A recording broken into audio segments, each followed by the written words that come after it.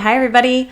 Welcome to my presentation. Today, we're going to be talking about using behavioral psychology and some analysis techniques to protect systems. So my name is Nikki Robinson. Hello. I am a security architect with IBM by day. I am also an adjunct professor by night. I teach at Capital Technology University.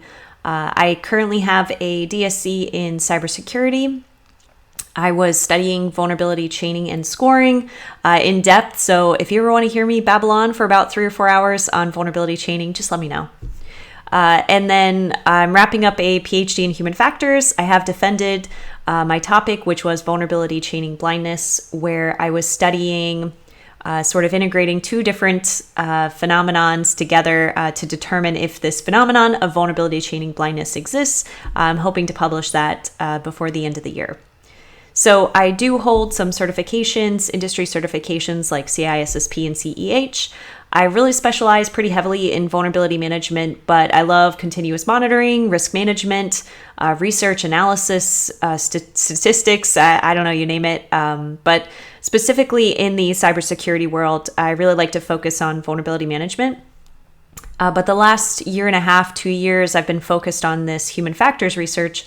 And that's what's really led me to this presentation. I started seeing some of the same problems that we see over and over again, phishing attacks, you name it, the same types of attacks happening over and over again. And I started to really ask why. Why are we still seeing these same types of attacks conducted and in the same ways? And how are we not able to protect against these things? We know that they exist.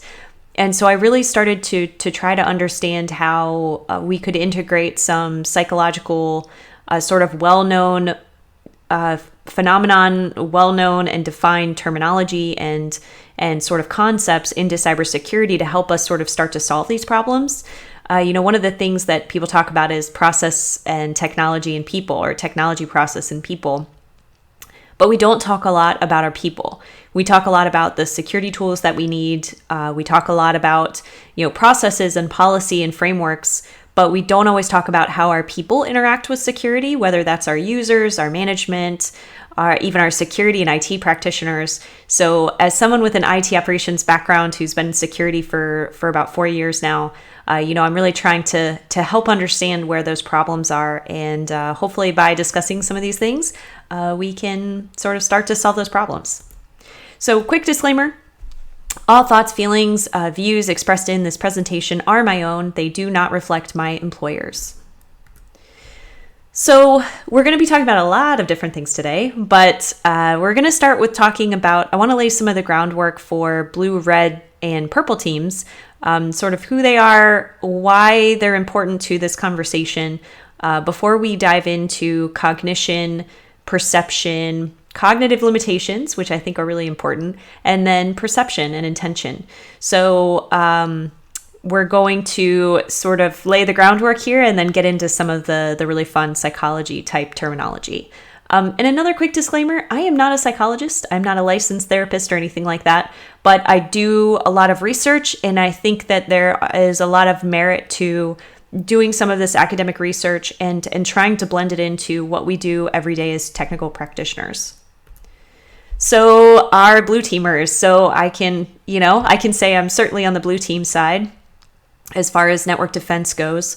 Our blue teamers, they really do a lot of different tasks when we talk about blue teams, everything from continuous monitoring to actual network security and defense, incident response, coming up with different types of defensive measures, secure configuration, application hardening, creating baselines, all of those kinds of things, even up to log analysis and correlation. So actually going through those logs and trying to figure out, where are the issues? Where are my problems at? What alerts do I need to configure? So really technical and hands-on. And usually blue teamers work very closely with other teams. They work very closely with management, with IT, maybe with red teams, as we'll sort of get into in a minute.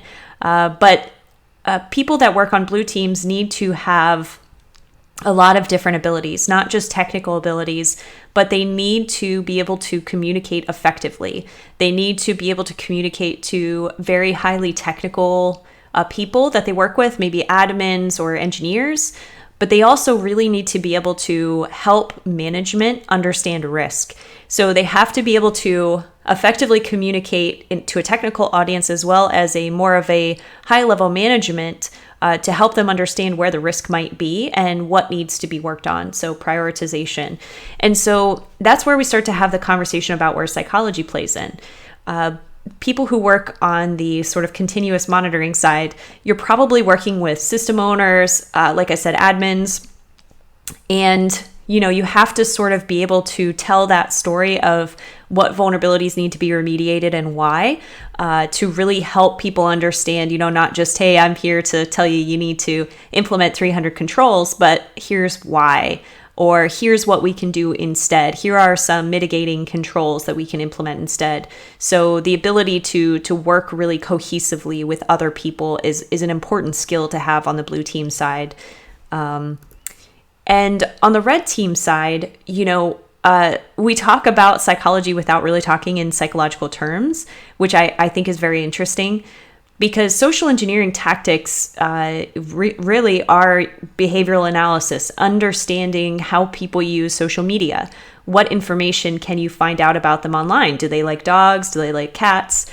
Do they like long walks on the beach? Whatever it might be. But you're really going in and trying to determine who your target is and finding out information about them to help you gain access basically to their accounts, with phishing.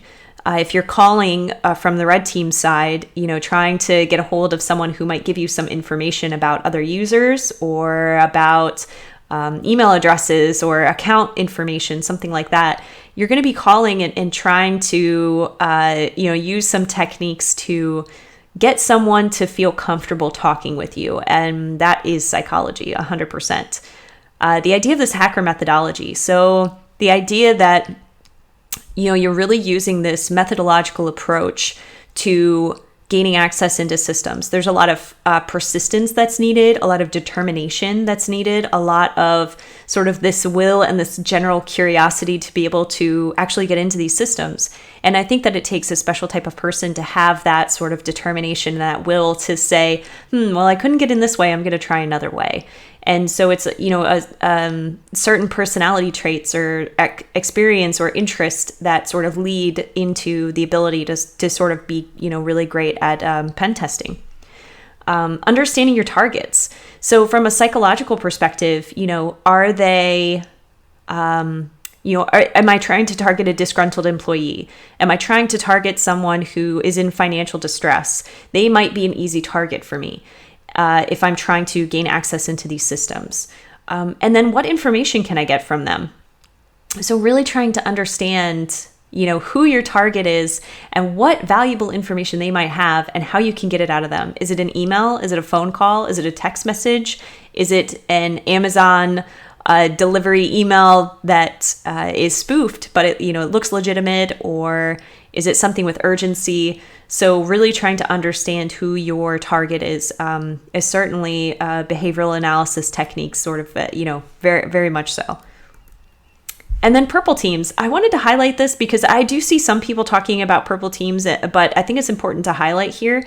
There's this really great relationship that can occur if you have, depending on the size of your organization, that you could have between red teams and blue teams, where you have people sort of on this, remediation or network defense side, and they can really work with red teams to have this sort of continuous iterative process where vulnerabilities are being found and they're being remediated.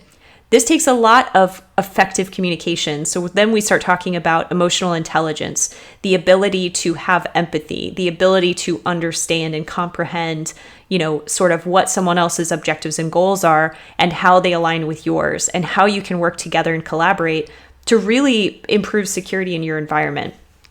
So I love the idea of a purple team sort of ecosystem where, you have your defenders who are finding vulnerabilities and potentially, helping to categorize and find those high risks, and maybe interacting with the red team and saying, hey, I found this vulnerability. Are you able to exploit this? Is this something that I should be really concerned about? Then your red teamers can go out there and say, yeah, absolutely. Let me go see if I can do this. And vice versa. Someone on a red team, someone who's actively doing a pen test might be able to exploit something. Maybe they can conduct a SQL injection or something that nobody noticed, and they can go back to that blue team and say, hey, I found this vulnerability. Are you able to see this in your security scanning software so that we can go back and fix this really quickly? So I felt like it was really important to bring up purple teams just because I don't hear them being talked about as much, but I think this can be a really big benefit and a great way for people to work together. All right, so let's talk about cognition. So when I was doing this human factors research, I started to really, when I was reading a lot of psychology books, behavioral psychology, and even some of the, I had like a law enforcement component. And so I was studying sort of behavioral analysis techniques, when they're looking for criminals, looking at profiles, things like that. And so I started doing a lot of research into cognition and perception.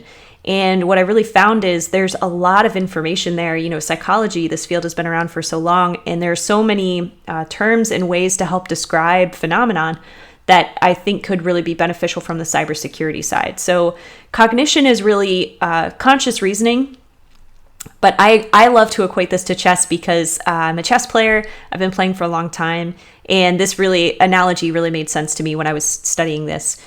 How do you determine what the best move is? If you are playing a game of chess against an opponent, you're not just going to think one move ahead. You're not just going to think, okay, well, if they move there, then I'll just try to move here. What really great chess players do is you want to be thinking 30 moves ahead, probably at a minimum.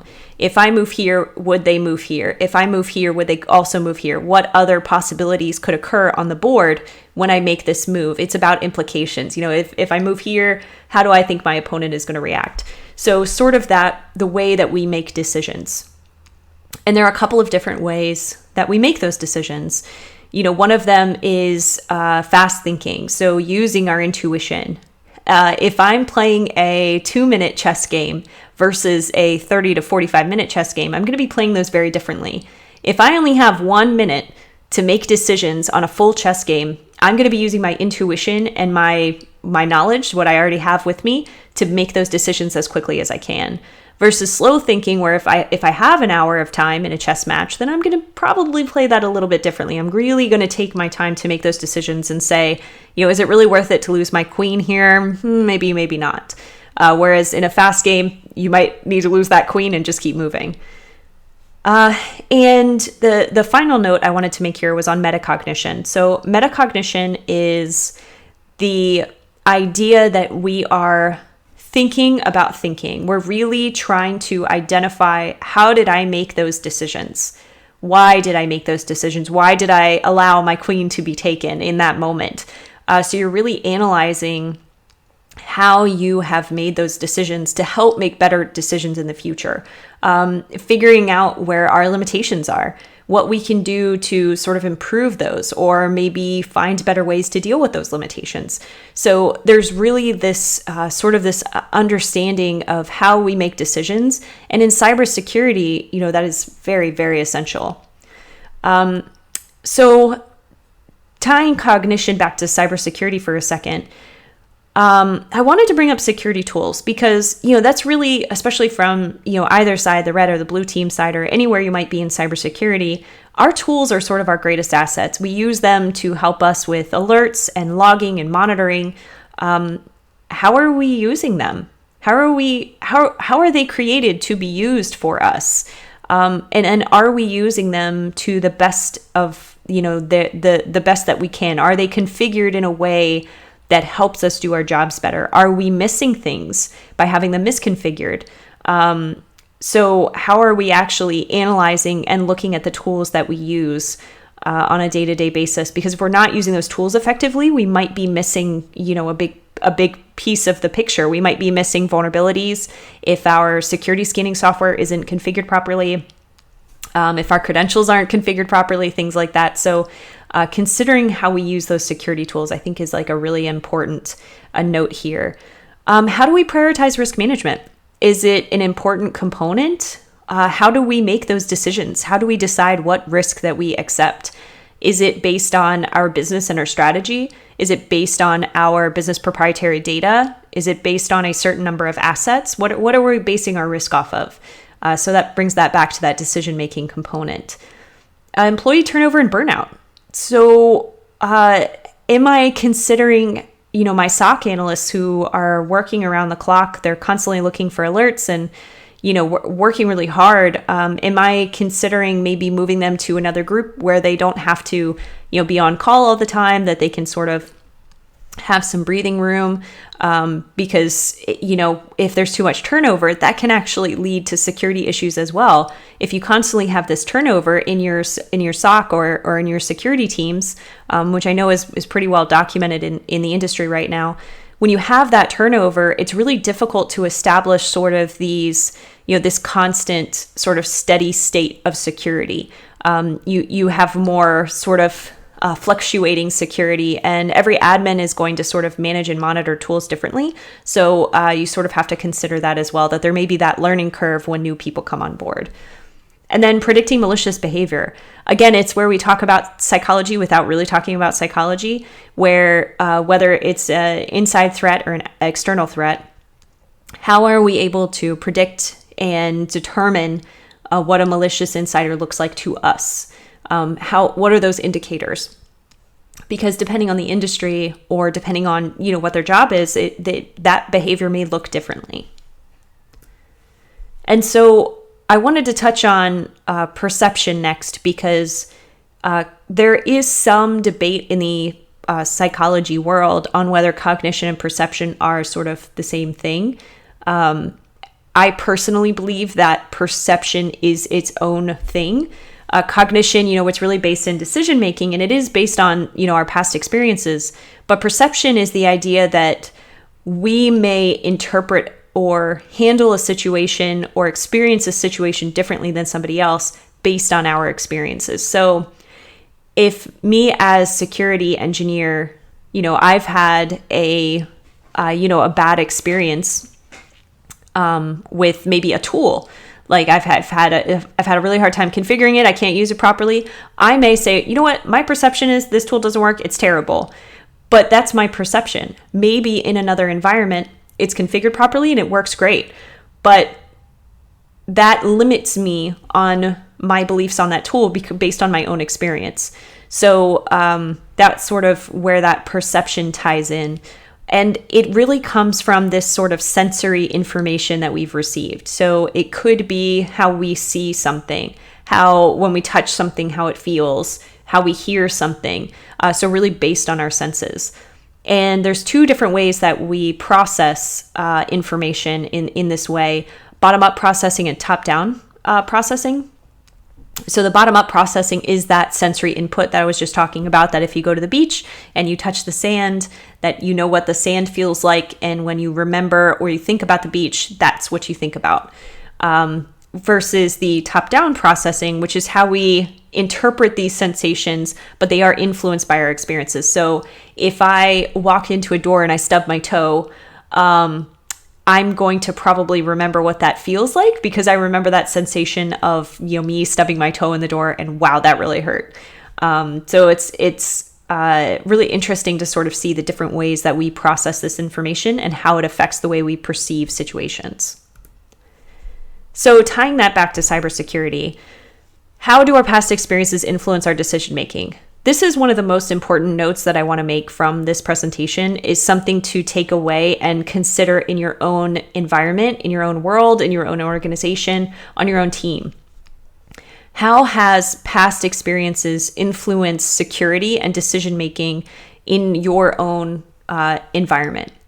So for example, if you had an experience with someone that you were constantly trying to make something happen. You're trying to constantly make a project happen, and you're working with someone, and maybe, they're not responsive, or they're not getting back to you, or something might be happening, where you're not getting those responses.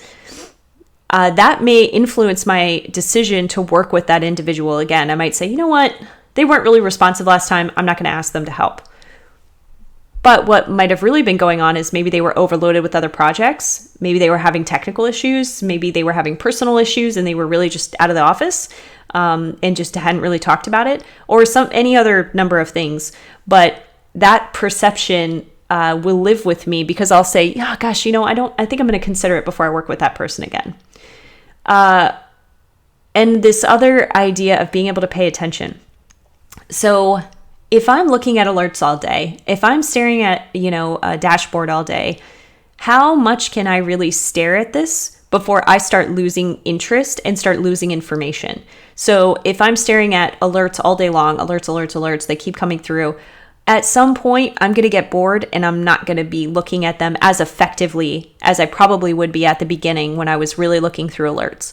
So how long do you have SOC analysts looking at alerts? Is it all day long that they just constantly are reviewing these things and looking at dashboards? Or are they able to take breaks? Are they able to, do it for 30 minutes and then take 30 minutes and do something else and then come back to it for 30 minutes? So think about how long somebody's able to actually ingest this information in a really good way, because we all can only handle so much.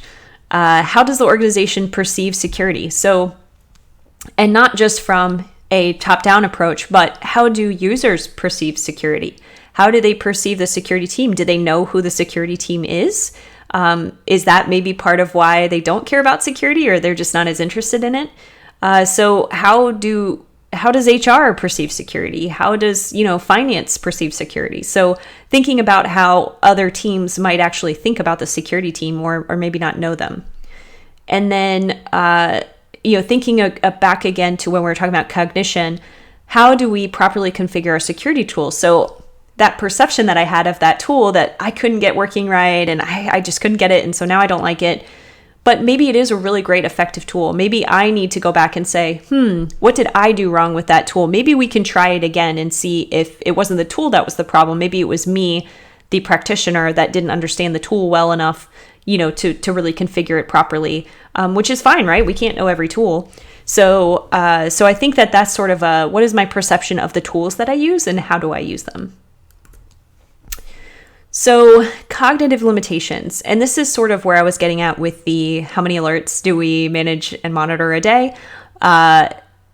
We have only so much that we can take in and keep and store in our memory and our attention. There's only so long that we can look at something and do something before we lose that really great focus and attention on what we're doing. So this is a pretty well-researched area of psychology and even in technology where, there's only so long we can stare at a screen. There's only so long that we can really sit and do a task before we have to get up and move around. And then how do we actually visualize different scales of problems? So am I able to understand and comprehend and perceive a situation in the same way that somebody else might? So let's take, for example, SolarWinds, because we all know that one, right? We all probably perceived that. Well, a lot of us perceived that as a pretty big threat, right? That was a pretty serious concern, and making sure that, what do we have this in our environment? Where is it in our environment? But was I able to, could I perceive the overall sort of overarching big picture threat, which was that, it's not just SolarWinds, it may be other tools in the environment. There may be other things going on that I'm not aware of yet, and I need to be prepared for that as a security practitioner. So sort of understanding the scale of those problems. And then thinking about the complexity. This is one of those things I talk about a lot, but because I think it's important. Our systems, our organizations, and security is really, really complex. The amount of vulnerabilities that are released daily, the amount of, experience we have to have with different tools and, networks and configurations and cloud platforms and SaaS and all of these things that we need to understand as security practitioners. It gets very complex, and there is only so much information that we can ingest. So it's one of those things that I like to bring up from an awareness perspective that, when we ingest so much information, that we're probably going to forget some things too, because we have to constantly be taking in all this new information on threats and vulnerabilities and systems and working with people and all of these things. So just understanding that there's quite a bit of complexity within those systems. And then intention versus perception. So this is something that I think is, it's something I really want to study more. I think that there are there's not enough data out here specifically in cybersecurity, and I think we need this data to understand how intention and perception can create an insecure environment, basically. So if I intend to have a conversation with someone and I provide them, I need you to fix 30 vulnerabilities.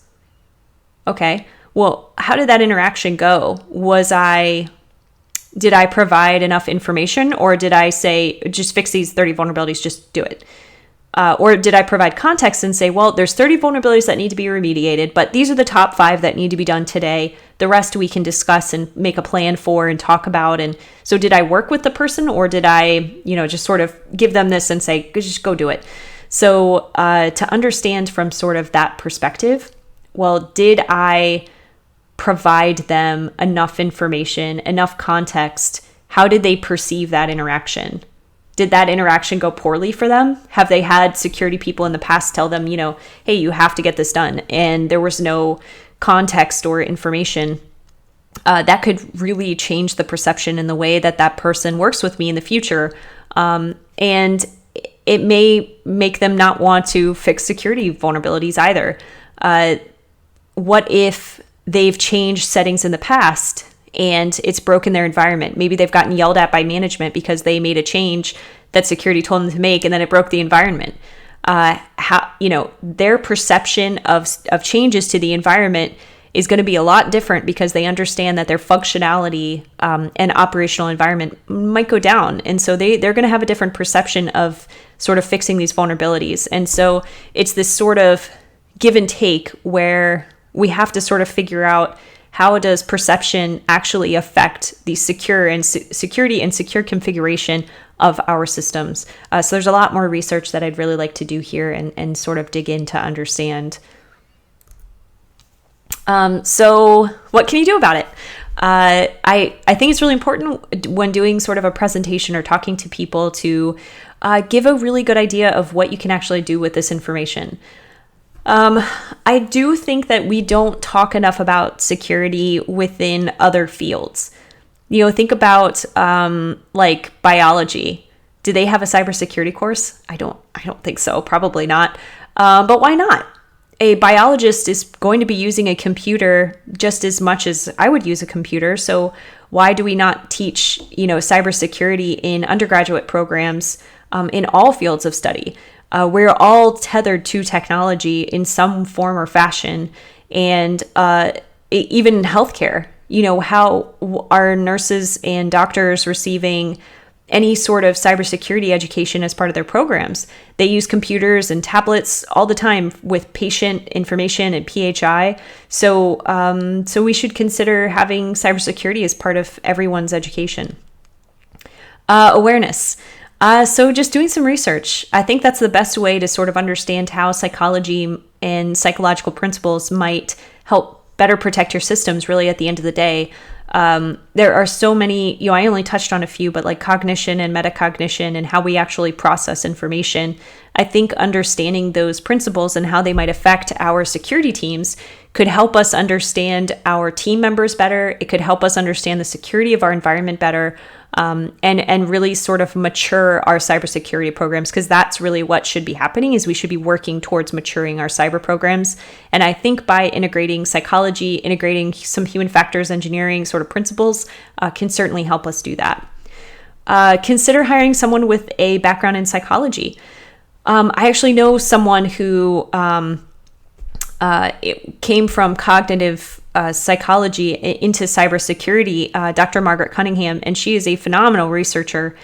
She has such great insight. And so I think that having more people with a background in psychology and cybersecurity is only going to help us understand the problems a lot more. And then really understanding cognitive limitations.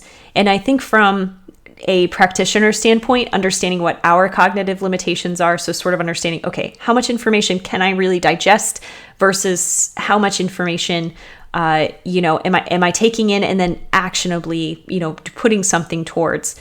And then from a management perspective, understanding that, practitioners, we can only ingest so much information at a time, and trying to figure out the ways to augment or automate some of the ways that we look at alerts and that we handle some of our systems to sort of help cut down on the sort of that fatigue that we get. And then thinking about human factors in design and how that plays into security tooling. So it's not always, I hear this sometimes, it's like, well, this tool isn't doing what it's supposed to be doing and we need to replace it and get a new tool. 9 times out of 10, doing that, uprooting an entire infrastructure just to implement a new tool is going to be really expensive. And chances are the tool could potentially be configured in a better way. Not always, that's not always the case, but it is possible that the tool could be configured in a better way, re-architected in some way instead of ripping it out and trying to put something brand new in there. So that's always an option to sort of cut down on budget and things like that. But I always think about it from how can we sort of make our tools better that we use? And so I think thinking about what tools you have in the environment, maybe even consolidating some tools, because that's the other thing. If we have 10 tools in our toolbox and we have cognitive limitations and there's only so much we can look at in a day, it's very possible that we run out of time to actually be able to configure these tools properly. So think about the security tooling you have in your environment and what's really necessary and what's being used, and is it being utilized to the best of its ability. And so that's it for me. That is my conclusion here. Please feel free to reach out to me on LinkedIn. I'm happy to answer any questions, share my research, or anything that I've been working on. Thank you so much for having me today. And I believe I'll be in the Q&A part of Discord answering questions for you guys. Thank you guys so much.